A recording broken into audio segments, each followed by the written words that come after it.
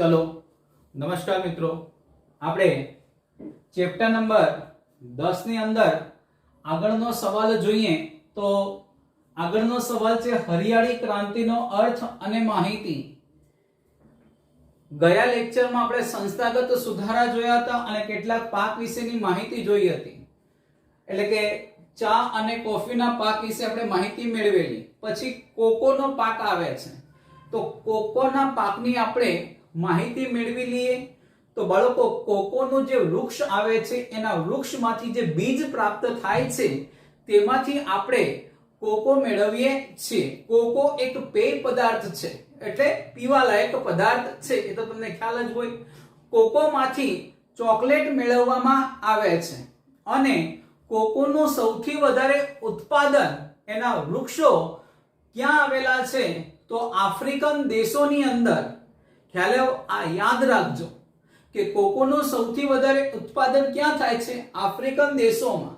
ભારતની અંદર કોકોનું ઉત્પાદન ક્યાં થાય છે તો કર્ણાટક, કેરળ, તમિલનાડુ અને કેરળમાં, સોરી કર્ણાટક, કેરળ અને તમિલનાડુ આ ત્રણ રાજ્યોની અંદર કોકોનું ઉત્પાદન થાય છે, પણ સૌથી વધારે ઉત્પાદન ક્ષમતા ઉત્પાદન ક્યાં થાય છે? આફ્રિકન દેશોમાં। ત્યાર પછી હવે આગળ જઈએ તો આગળનો સવાલ છે હરિયાળી ક્રાંતિનો અર્થ અને તેની માહિતી। तो खूब महत्वनो सवाल छे, 3 मार्क्सनो सवाल छे, जेमा 1 मार्क्सनो अर्थ होय अने बीजा 2 मार्क्स आमा फाळवेला होय छे। एम ऑल ओवर बाळको सवाल एकदम सरळ छे, समजवाना टॉपिक बहुत ओछा छे अने बीजी एक बाबत छे के दरेक जे टॉपिक छे ए एक ज मुद्दा पर सूचन करे छे, એટલે તમને યાદ રાખવામાં પણ સરળ છે। હરિયાળી ક્રાંતિનો અર્થ અને માહિતી। कृषि क्षेत्र जे क्रांति थई ने एने हरियाળી क्रांति कहेवाय। दूधना उत्पादन क्षेत्र जे क्रांति थई ने एने श्वेत क्रांति कहेवाय। माहिती संचार क्षेत्र जे क्रांति थई ने संचार क्रांति कहेवाय अने सड़कोनो जे निर्माणमां વધારો છે અને સડક ક્રાંતિ કહેવાય। આપણા દેશમાં થયેલી આ વિવિધ ક્રાંતિઓ છે, એમાં આજે માહિતી મેળવીશું આપણે હરિયાળી ક્રાંતિથી। 1960 ના દશકમાં પરીક્ષામાં સવાલ પૂછાઈ ગયો છે કે હરિયાળી ક્રાંતિ કયા સમયગાળા દરમિયાન થઈ તો 1960 ના દશકમાં કૃષિ ક્ષેત્રે હરિયાળી ક્રાંતિ સર્જાઈ તે પહેલા એવો સમયગાળો હતો કે જ્યારે દેશમાં અનાજની તીવ્ર અછત પ્રવર્તતી હતી। એટલું જ બાળકો પૂરતું નહોતું। આપણા માટે એક સૌથી મોટી ઓપોર્ચ્યુનિટી શું હતી ખબર?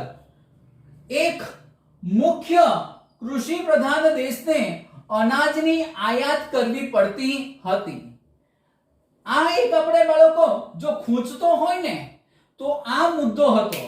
भारत एक बाळको कृषि प्रधान देश छे, भारत एक खेती प्रधान देश छे अने आ खेती प्रधान देश ने अनाजनी आयात करवी पड़ती हती। आपणा माटे बाळको आज एक मोटो टॉपिक हतो के जे विषयमां तमारी मास्टरी छे, जे विषयમાં બાળકો તમારી નામના છે અને એ જ વિષયમાં બાળકો જો તમારે વીકનેસ જોવા મળે તો એ ખરેખર વિચારવા જેવો ટોપિક થઈ જાય, વિચારવા જેવો મુદ્દો થઈ જાય। અહીંયા પણ આપણી સાથે એ જ છે કે ભારત એક કૃષિ પ્રધાન દેશ છે, ભારત એક ખેતી પ્રધાન દેશ છે। કૃષિ પ્રધાન કે ખેતી પ્રધાન દેશ ક્યારે કહેવાય કે જેમાં સૌથી વધારે કૃષિનું ઉત્પાદન થતું હોય, અનાજનું ઉત્પાદન થતું હોય। પણ આજ કૃષિ પ્રધાન દેશને જો અનાજને બીજા દેશ પાસેથી બાળકો માંગવા પડે, આયાત કરવા પડે તો બાળકો એ દેશ માટે એક વિચારવાનો ટોપિક થઈ જાય છે, વિચારવાનો મુદ્દો થઈ જાય છે। અને 1960 પહેલા આપણે અહીંયા એવી જ સ્થિતિ હતી કે આપણા દેશની અનાજની તીવ્ર શું વર્તાતી હતી? અછત। અછત એટલે તંગી। એક કૃષિ પ્રધાન દેશ એક કે જેમાં અનાજનું સૌથી વધારે ઉત્પાદન થાય છે એવો એને દરજ્જો મળ્યો છે અને આ દરજ્જાનો ફળ સ્વરૂપે આપણને એવી સ્થિતિમાં મુકાયા છે કે આપણે 1960 પહેલા હરિયાળી ક્રાંતિ થઈ તે પહેલા આપણે અનાજની શું કરવી પડતી હતી? આયાત। આયાત એટલે બીજા દેશો પાસેથી મંગાવવું પડતું હતું। આવી પરાવલંબી પરિસ્થિતિ સામે દેશ ઝઝૂમતો હતો। Keep the fighting. આપણો દેશ બાળકો એ સમયગાળા દરમિયાન અને એક બીજી બાબતો બાળકો વિચારીએ તો 1947 ની અંદર આપણો દેશ આઝાદ થયો હતો। હજી તો બાળકો દેશે ચાલવાની શરૂઆત કરી હતી, પાપા પગલી કરી હતી, અને સાથે સાથે આઝાદીની સાથે આપણી સામે ઘણી બધી સમસ્યા ઉપસ્થિત થઈ હતી. એમાંની એક સ્થિતિ એવી પણ હતી કે આપણે ખેતી પ્રધાન અને કૃષિ પ્રધાન દેશ હોવા છતાં આપણે અનાજની બાબતમાં પરાવલંબી બાળકો બીજા પર શું રાખતા હતા? આધાર રાખતા હતા. તો પરાવલંબી પરિસ્થિતિ સામે બાળકો દેશ ઝઝૂમતો હતો, એની સામે લડતો હતો. હવે હરિયાળી ક્રાંતિ કોને કહેવાય? તો હરિયાળી ક્રાંતિ એટલે શું? તો ખેડૂતોએ ખેતી ક્ષેત્રે સુધારેલા બિયારણ, રાસાયણિક ખાતરો, જંતુનાશક દવાઓ, યાંત્રિક સાધનો, ટેકનિકલ સાધનો, વીજનો મળતો પૂરતો પુરવઠો અને ખેડૂતોના પ્રચંડ પુરુષાર્થને કારણે અનાજના ઉત્પાદનમાં જે નોંધપાત્ર વધારો થયો છે તેને હરિયાળી ક્રાંતિ કહે છે. બાળકો, આ અર્થ મેં અહીંયા લખ્યો નથી કારણ કે મારી પાસે થોડોક જગ્યાનો અભાવ છે, અને એમાંય બાળકો અર્થ તમારે મોઢે જ કરવાનો હોય એટલે અર્થ હું ફરી પાછો એક વખત કહું છું કે ખેડૂતોએ ખેતી ક્ષેત્રે સુધારેલા બિયારણ, રાસાયણિક ખાતર, જંતુનાશક દવાઓ, યાંત્રિક સાધનો, ટેકનોલોજીકલ સાધનો, સિંચાઈનો વધતો ઉપયોગ કે સિંચાઈનું વધતું પ્રમાણ, વીજળીનો પૂરતો પુરવઠો અને ખેડૂતોના પ્રચંડ પુરુષાર્થને કારણે અનાજના ઉત્પાદનમાં જે નોંધપાત્ર વધારો થયો છે તેને હરિયાળી ક્રાંતિ કહે છે. કારણ કે આ થકી જ અનાજના ઉત્પાદનમાં વધારો થયો. આ અનાજના ઉત્પાદનમાં જે 2 થી 3 ગણો વધારો થયો ને એટલા માટે બાળકોનું નામ આપી દીધું હરિયાળી ક્રાંતિ. ફરી એક વખત, હરિયાળી ક્રાંતિ કોને કહેવાય?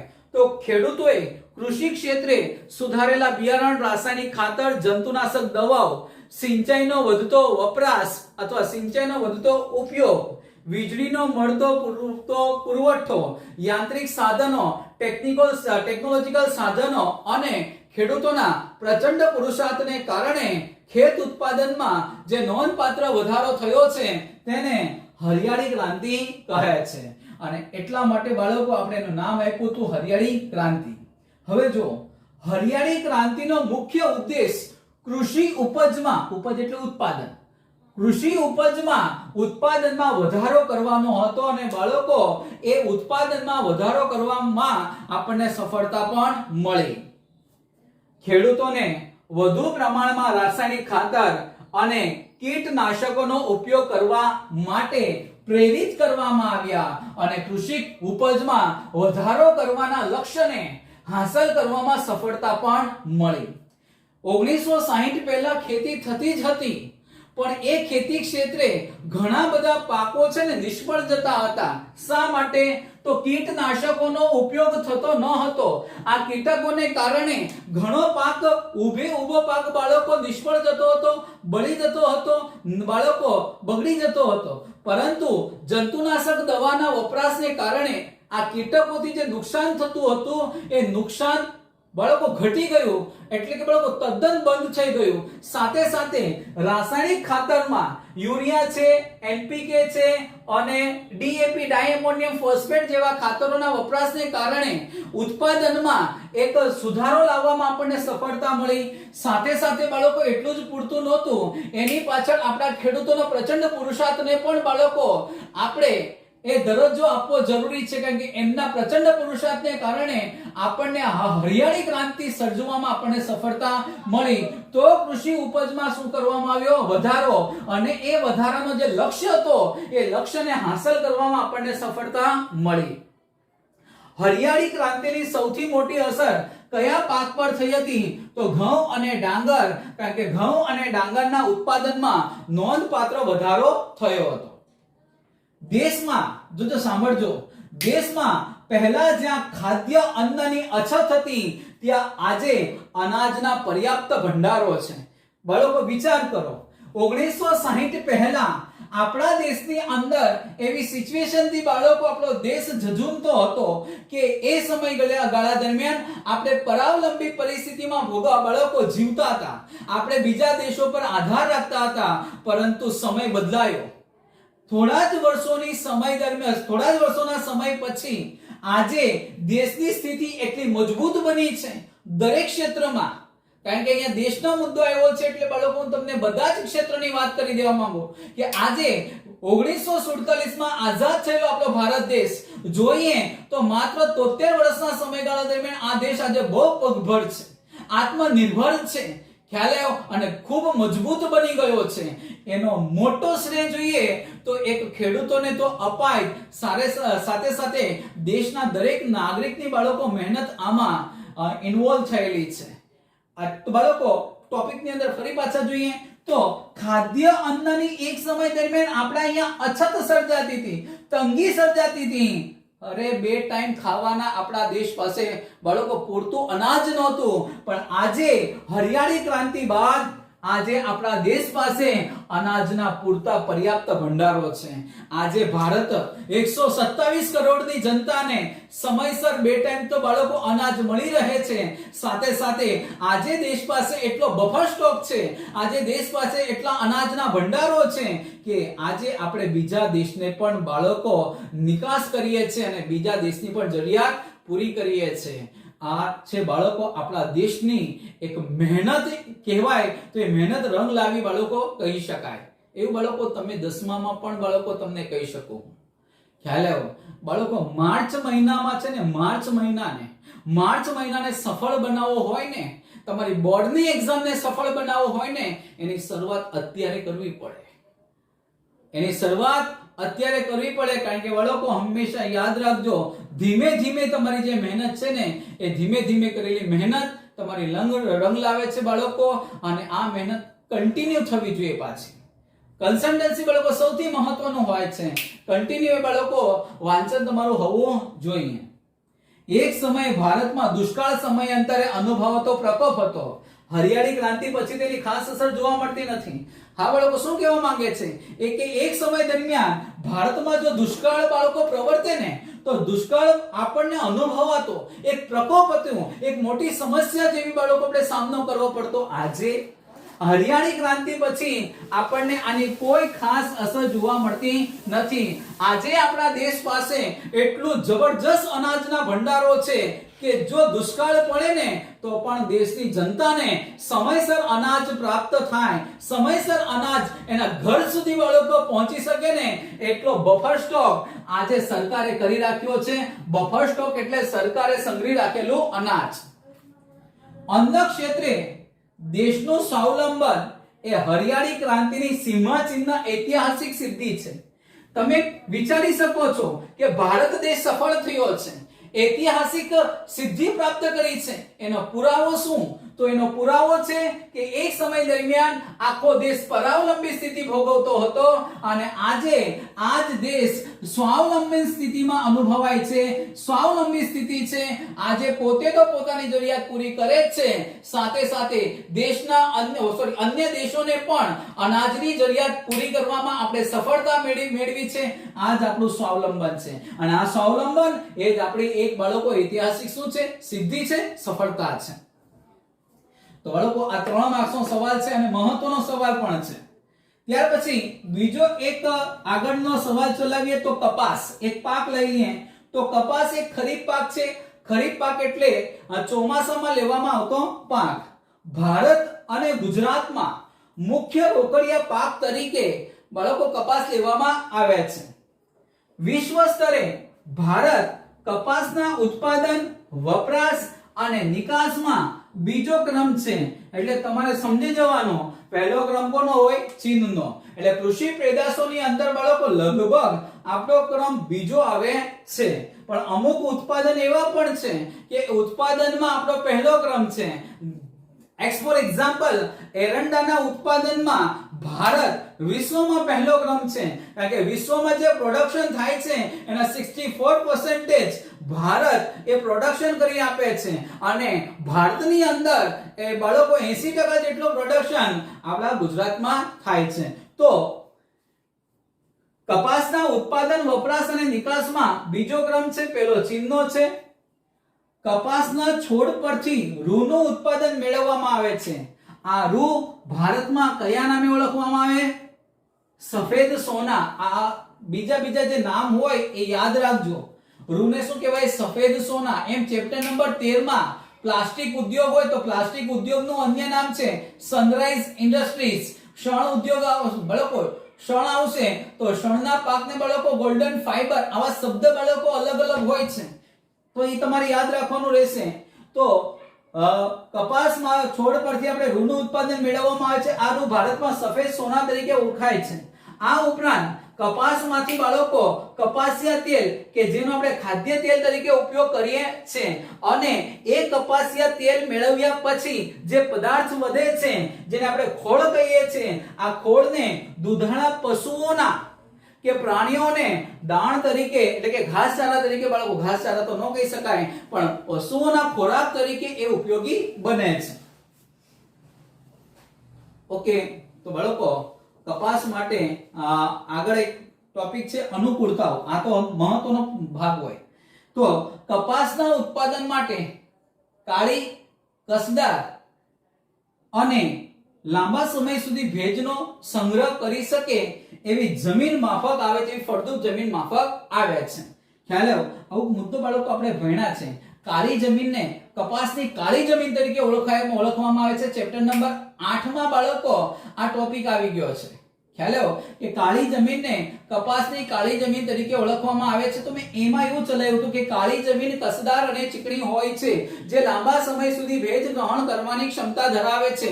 કાળી જમીનમાં કપાસના ઉત્પાદન માટે બધા જ અનુકૂળ સંજોગો ધરાવતી હોવાથી કાળી જમીનને કપાસની કાળી જમીન તરીકે ઓળખવામાં આવે છે. એટલા માટે આ જ એની અનુકૂળતા બને છે.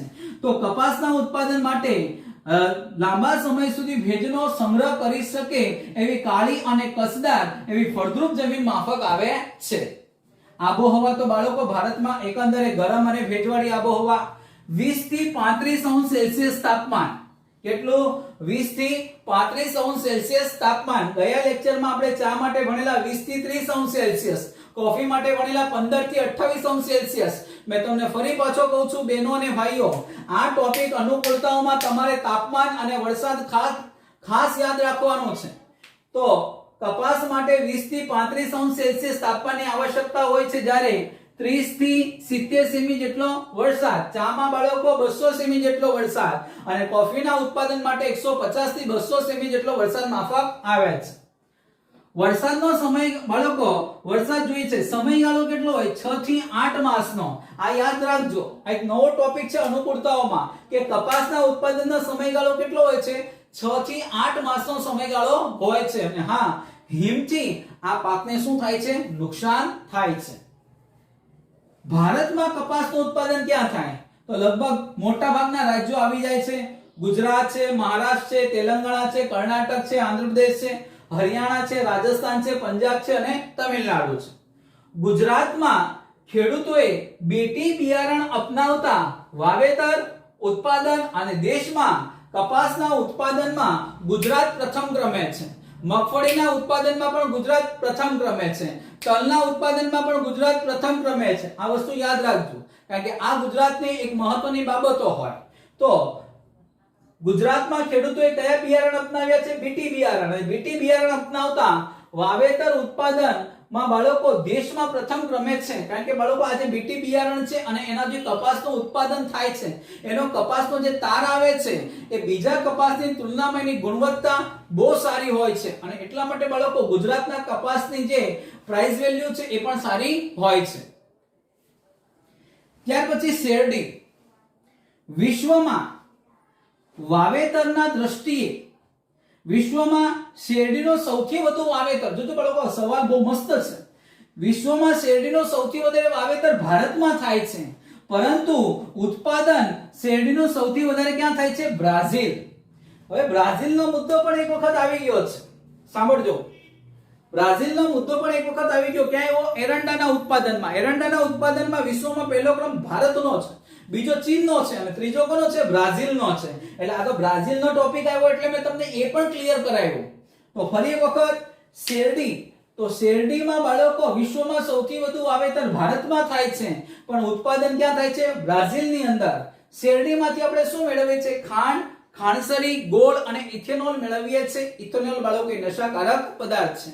અને એટલું જ નહીં, શેરડીમાંથી બાળકો આપણે ખાંડ મેળવી લીધા પછી જે શેરડીના કૂચા વધે છે ને, એ કૂચાનો પણ ઉપયોગ થાય છે. એ કાગળ બનાવવા માટે ઉપયોગી બને છે. તો ફરી એક વખત શેરડીમાંથી ખાંડ, ખાંડસરી અને ગોળ તેમજ ઇથેનોલ મેળવવામાં આવે છે.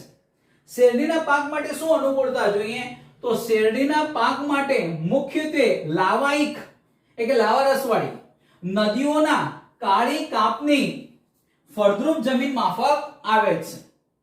ગરમ અને ભેજવાળી આબોહવા. બાળકો, ગરમ અને ભેજવાળી આબોહવા એ કોમન જ પોઈન્ટ હશે અને રહેશે. 21 થી 27 અંશ સેલ્સિયસ તાપમાન અને 75 થી 100 સેમી જેટલો વરસાદ. એટલે વરસાદ બાળકો શેરડીના પાકને પાણીની ખાસ આવશ્યકતા હોય છે. તો ફરી એક વખત, તો નદીઓના કાળી કાપની ફળદ્રુપ જમીન, ગરમ અને ભેજવાળી આબોહવા, 21 થી 27 અંશ સેલ્સિયસ જેટલું તાપમાન અને 75 થી 100 સેમી જેટલો વરસાદ જરૂરી છે. ઓછા વરસાદ વાળા વિસ્તારમાં સિંચાઈથી આ પાક લઈ શકાય છે. હા, જ્યાં વરસાદનું પ્રમાણ ઓછું હોય પણ સિંચાઈની સુવિધા પૂરતા પ્રમાણમાં હોય તો ત્યાં આ પાક લઈ શકાય છે સિંચાઈના માધ્યમ દ્વારા. ભારતમાં શેરડીનું સૌથી વધારે વાવેતર કરતા રાજ્ય કયા કયા છે? તો બાળકો, ગુજરાતમાં, મહારાષ્ટ્રમાં, ઉત્તર પ્રદેશમાં, કર્ણાટકમાં, કેરળમાં, તમિલનાડુ છે, આંધ્રપ્રદેશ છે. આવા રાજ્યોમાં શેરડીનું ઉત્પાદન થાય છે. પંજાબની અંદર વાવેતર બાળકો, હવે સાંભળજો, આ પણ એક સવાલ મહત્વનો છે. ભારતમાં શેરડીનું સૌથી વધારે વાવેતર અને ઉત્પાદન ક્યાં થાય છે? ઉત્તર પ્રદેશમાં. સમજો કે ભારતમાં શેરડીનું સૌથી વધારે વાવેતર અને ઉત્પાદન ક્યાં થાય છે? ઉત્તર પ્રદેશમાં. પણ શેરડીમાંથી ખાંડ બનાવતા સૌથી વધારે કારખાના ક્યાં આવેલા છે? તો મહારાષ્ટ્રમાં. બરાબર, વાવેતર અને ઉત્પાદન સૌથી વધારે ઉત્તર પ્રદેશમાં થાય છે, પરંતુ શેરડીમાંથી જે ખાંડ બને છે એ ખાંડ બનાવનાર સૌથી વધારે કારખાના ક્યાં આવેલા છે? મહારાષ્ટ્રમાં આવેલા છે. દક્ષિણ ભારતમાં બાળકો જે શેરડી થાય છે એમાં ગળ પણ વધુ હોય છે.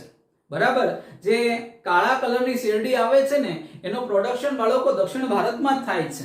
ખ્યાલ? અને જેમાં ગળ પણ કેવું હોય છે? વધારે હોય છે. ઓકે, તો બાળકો મહત્વના ટોપિકોની ચર્ચા થઈ છે આજે. એમાં હરિયાળી ક્રાંતિ વાળો સવાલ અવારનવાર પરીક્ષામાં પૂછાય છે અને સાથે સાથે બાળકો આ સવાલો પણ મહત્વના છે. હજી આપણે પાકની અંદર શણ, તમાકુ, રબર એવા ટોપિકોની ચર્ચા કરવાની બાકી છે, જે હવે નેક્સ્ટ લેક્ચરમાં આપણે એનો અભ્યાસ કરીશું. રહી વાત હોમવર્કની, તો હોમવર્ક તમારે એક વખત પાકી નોટબુકમાં લખવાનું રહેશે.